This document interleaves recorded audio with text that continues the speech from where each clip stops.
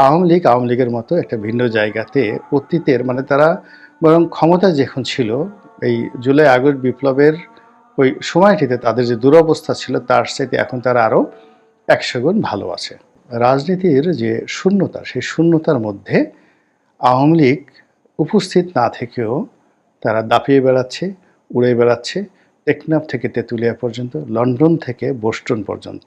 ছাত্রলীগ অথবা রাজনৈতিক কর্মকাণ্ড স্থগিত হওয়া আওয়ামী লীগ, এ দুটো সংগঠনের যে কার্যক্রম এবং এ দুটো সংগঠনকে নিয়ে সাধারণের যে আলোচনা কোনো অবস্থাতেই বাদ দেওয়া যাচ্ছে না।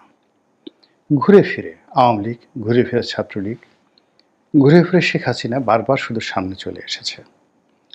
দেশে, দেশের বাইরে, সর্বত্রই আওয়ামী লীগ যেভাবে তাদের নিজেদের ঢোল বাজানোর জন্য তারা সর্বোচ্চ চেষ্টা চালিয়ে যাচ্ছে এবং যেভাবে আওয়ামী লীগের লোকজন তারা অনেকটা আন্তর্জাতিক রাজনীতি শুরু করেছে, এটা নিকট অতীতে বাংলাদেশে কেউ তো করেনি। আপনি এক নিজুম মজুমদারের কথাই চিন্তা করেন। আপনি আওয়ামী লীগ ক্ষমতায় থাকাকালীন সময় তার যে দাপট ছিল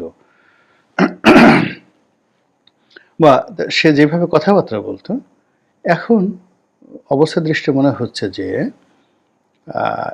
আওয়ামী লীগ বাংলাদেশের ক্ষমতা হারিয়েছে বটে, কিন্তু তারা এখন দিল্লির মসনদে শেখ হাসিনা বসে আছে। এই জন্য তার চেহারা ভালো হয়ে গেছে।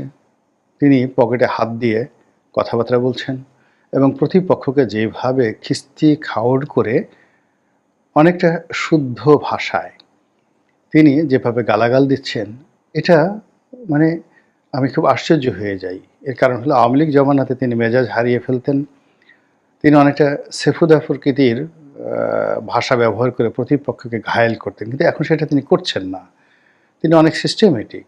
ইট মিনস যে আওয়ামী লীগের যারা নেতাকর্মী রয়েছেন তারা সবাই আশাবাদী, তাদের সামনে আশা আছে এবং তাদের আত্মবিশ্বাস এখন তুঙ্গে। আমি নিজুম মজুমদারকে উদাহরণ হিসেবে দিলাম। আপনি যদি মহিবুল হাসান চৌধুরীর কথা চিন্তা করেন, আপনি যদি সমর রেজাউল করিম সাবেক মন্ত্রী তার কথা চিন্তা করেন, তারপরে অন্যান্য যারা সামাজিক মাধ্যমে আসছেন, আমি তো কারোর মধ্যেই কোনো লক্ষণই দেখছি না।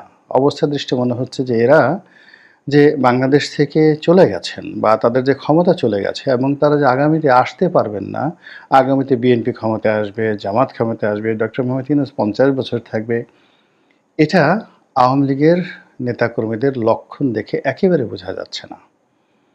দ্বিতীয়ত, যিনি এখানে প্রধান ব্যক্তি শেখ হাসিনা, ও মাই গড, শেখ হাসিনার বুদ্ধি বেড়ে গেছে।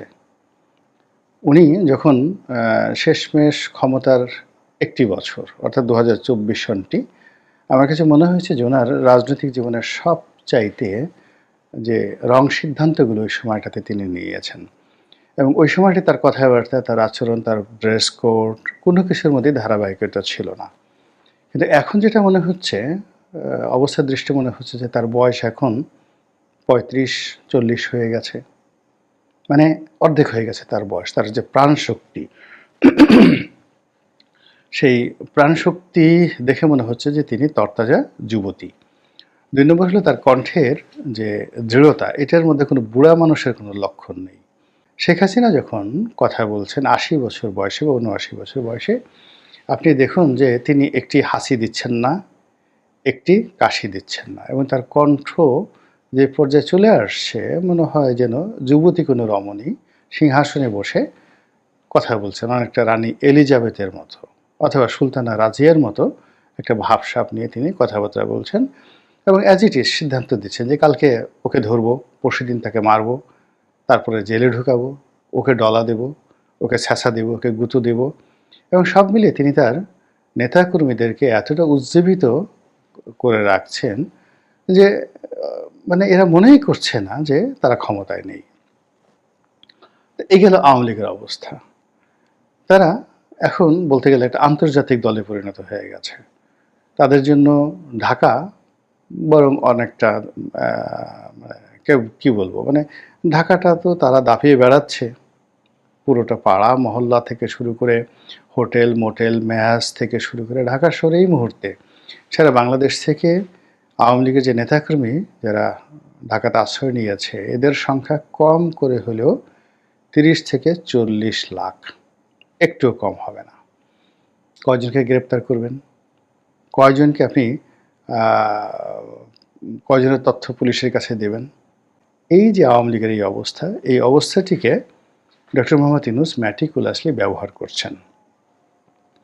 তিনি এই মুহূর্তে তার যারা সহযোগী, যারা তাকে জিম্মি করতে চাচ্ছেন, যারা তার মাথার উপর কাঁঠাল ভাঙতে চাচ্ছেন, তিনি ম্যাজিক্যালি বা ম্যাজিক হিসেবে আওয়ামী লীগের নাম ব্যবহার করছেন, শেখ হাসিনার নাম ব্যবহার করছেন এবং তার মুখ দিয়ে ইতিবাচক হোক নেতিবাচক হোক আওয়ামী লীগের নাম, শেখ হাসিনার নাম ওঠা মানেই আওয়ামী লীগের বিজয়, শেখ হাসিনার বিজয়।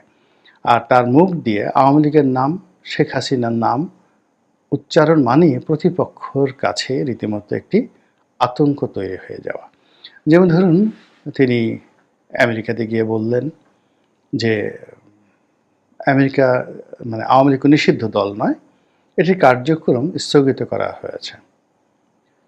আমরা অনুবাদ করলাম বা আমরা যেভাবেই বুঝলাম, এর অর্থ যেটা আমরা দেখলাম বাংলাদেশে, যে আওয়ামী লীগ যে কোনো সময় সচল হতে পারে, তার কার্যক্রম যে কোনো সময় সচল হতে পারে। এটা একটা যাকে বলা হয় ইনফিনিট শব্দ, একটি অনির্ধারিত শব্দ, গন্তব্যহীন একটি বক্তব্য।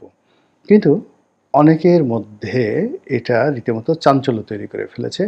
জামাতের নেতৃবৃন্দ তো রীতিমতো ধৈর্য হারিয়ে ফেলেছে। তারা এই কথা বলার জন্য ডক্টর মোহাম্মদ ইউনূসকে খুবই নিষ্ঠুর ভাষায় সমালোচনা করেছে। এনসিপির যারা নেতৃবৃন্দ রয়েছেন তারা তো যেহেতু তারা তরুণ, তারা আরও নিষ্ঠুর ভাষায় ডক্টর মোহাম্মদ ইউনূসকে গালাগাল করেছে।